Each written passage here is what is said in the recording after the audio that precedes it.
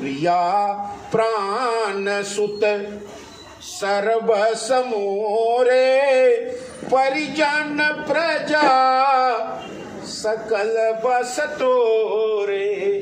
ये अयोध्या की पूरी प्रजा, पूरी राजसत्ता किसके अधीन है? मैं स्वयं तुम्हारे अधीन हूँ। मेरे चारों पुत्र तुम्हारे पुत्र हैं। अयोध्या की सारी राजसत्ता तुम्हारी है। अब इससे बड़ा और तुझे मैं क्या उपहार दे सकता हूं? और अगर मैं असत्य कहता हूं, जो कह चुका हूं कपट करी तो ही, भामिनी राम शपथ सत मोही। मैं राम की 100 बार शपथ खा के कहता हूं, मैं जो कुछ कह रहा हूं सब सत्य कह रहा हूं।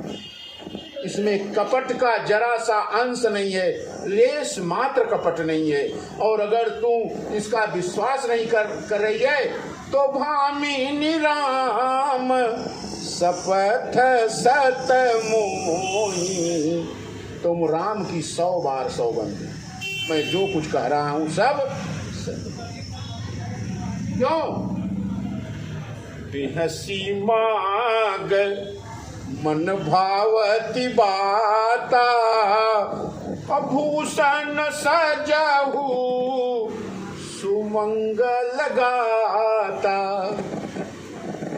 अपने शरीर को भूषणों से सजा लो, जो मन है सब मांग लो। बिहसी मागो मन भावती बाता, लेकिन मांगो तो हंस के मांगो, नाराज होकर।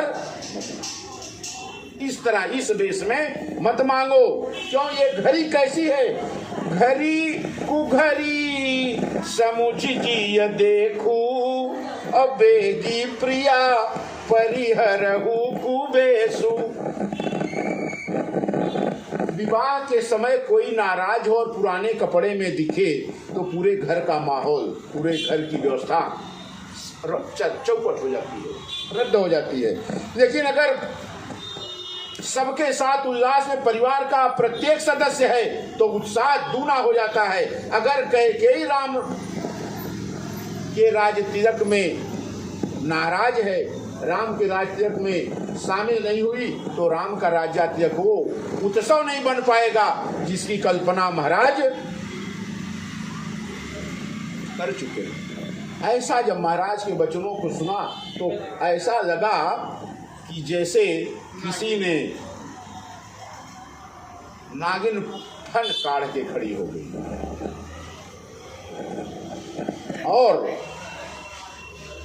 महाराज दशरथ बड़े शालीन व्यवहार से कैकेयी को समझा रहे हैं कोपभवन में, और कैकेयी को विश्वास हो जाए इसलिए भगवान की शपथ 100 बार खाने को तैयार हैं। वो दशरथ जी महाराज जब अयोध्या के राजसभा में जाते तो भगवान को सोता हुआ भगवान का दर्शन करके जाते।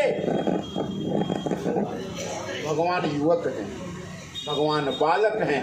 महाराज जब जाते तो राम का मुख निहार कर जाते कि जो कुछ आज कार्य होगा, अगर राम का मुख ध्यान में रहेगा तो किसी के साथ अन्याय नहीं होगा। ऐसे श्री सीताराम जी महाराज, ऐसे श्री राम जी के बारे में शपथ की तो बात छोड़िए, नाम नहीं लेते, राम का नाम नहीं लेते। क्यों?